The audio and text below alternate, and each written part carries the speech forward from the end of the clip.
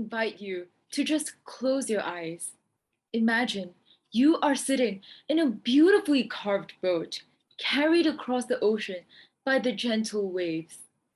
You dip your fingers into the ocean as the cold, chilly waters slips through your fingers like silk. The night is dark, the moon is bright, as stars dot the skylight. Amidst this beautiful scenery, you search. You search and search for a path that calls out to you, but none surfaces. You stare blankly as the night rolls by. An aimless captain, a passionless human. Good evening, everyone. I am Ilangovan Harishiga, and today I am going to bring you through the journey of a lifetime.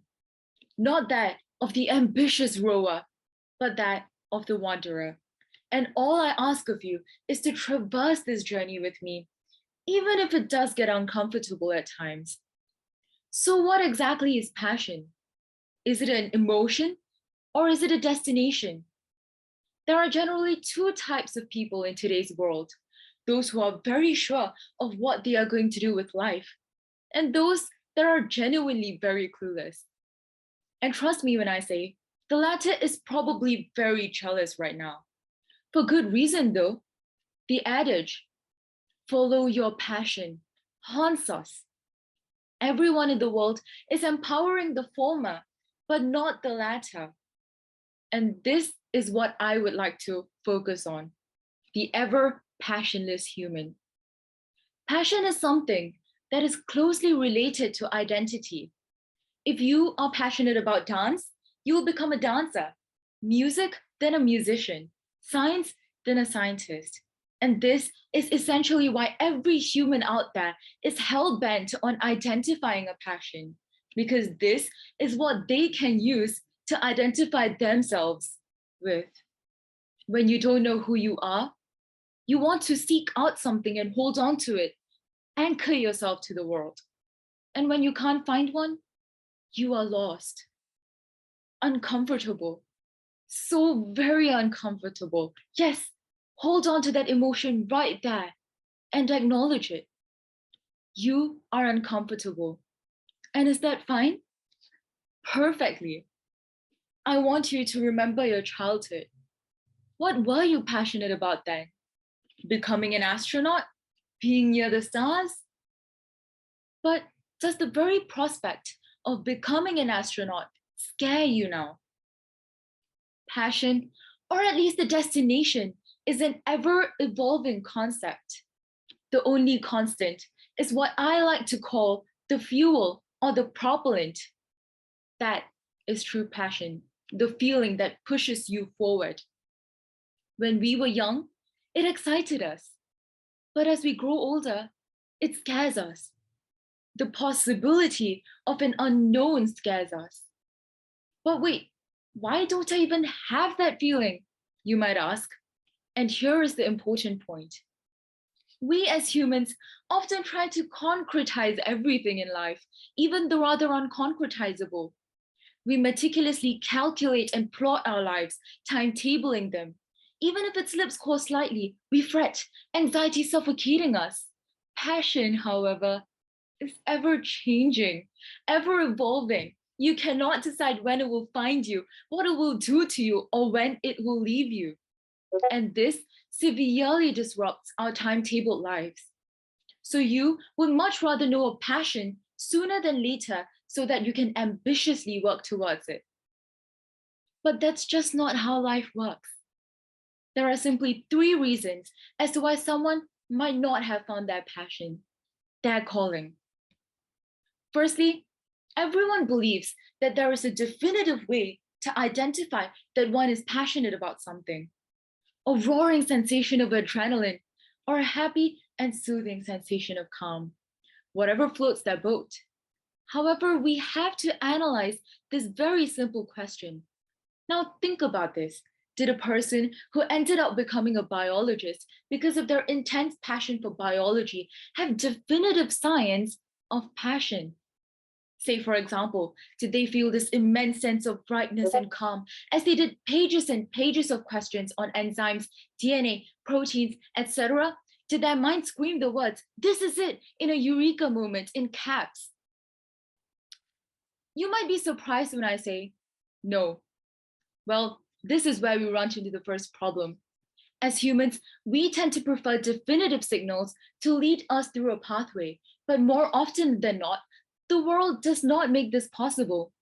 People who are passionate about dancing would still have many moments where they would be panting and heaving, all the while thinking, why in the world am I doing this? This does not mean they are not passionate about the action. Merriam-Webster Dictionary defines passion as, don't worry, I'm not going to do that. But it was awkward there for a second, wasn't it? Trying to verbalize this very intangible concept of passion. But isn't that what we as humans are trying to do all our lives? You might already be exploring the activity that would eventually become your passion. You just might not know about it. Well, that is the beauty of life. The surprises and the unknowns waiting right across the horizon. It's right there, trust me. The second reason is very simply denial. We live in a society where, unfortunately, certain professions are more respected than others. There is nothing wrong with appreciating some professions, but there are definitely harmful consequences to underappreciating or even degrading some others. There are still some households which believe that there are only 4 categories of people in today's world: doctors, lawyers, engineers, or failures. Now, don't get me wrong. I'm not saying that all the households out there have this mindset. I'm just trying to say that even if it doesn't exist in our household or our friend's household, that does not mean that every household out there is like this. There are still a few households that we have left out. This deep, entrenched bias is still hard to get rid of, even in a rather progressive society. Imagine you live in such a household, but end up liking music, the exhilaration it provides you. But you'll much rather bury it, claim that you have no passion rather than confronting your family members. And in that case, I would like to point you to the famous adage that I said haunted us at the beginning of my speech. This will be your saving grace. Follow your passion by first acknowledging it. And look, you have found your passion. Thirdly, you simply might not have been led towards your calling now. Though this might seem scary provided the transience and impermanence of life, just think of it this way. There is always a whole life ahead of you. Take this very famous phrase that embodies a whole movement, a reverberating, powerful voice in this era of injustices. Me too. Me too. The sheer depth of that phrase, the silence after, laden with meaning, with purpose, the passion ensconced in those 2 words. That is what I call passion. Passion is much like a fire. It needs to be stoked. It needs to be maintained through active effort. Emphasis on active. This endless search for it is a marathon. Run, run and gaze around. Watch the trees fluttering in the wind, the butterfly spreading its wings. Such beauty and exhilaration will be lost on you if you fret on zeroing in on a specific action. Everyone needs a story, an incident to lead them through the pathway. I watched her walk away from me as she tried to recapture her secrets and tuck them back into her hiding place. I watched her put her mask back on and go back into the world like she was all alone, and I couldn't even bring myself to whisper, "Me too." The famous lines uttered by Tarana Burke, the initiator of the #MeToo movement. She needed a story to spark and evoke her passion for feminism. Wait, let me rephrase that. To spark and evoke an entire generation's passion for feminism. No matter what you plan to do, life has its own agenda. Passion will find you at the right moment when you truly need it, much like a flower blooming at the right season. Just trust it and go with it, and success will follow. But why then is passion so emphasized? It gives a purpose to one's life, fueling them forward. Ultimately, passion is an emotion, a feeling, not a destination. So that's it, you might ask.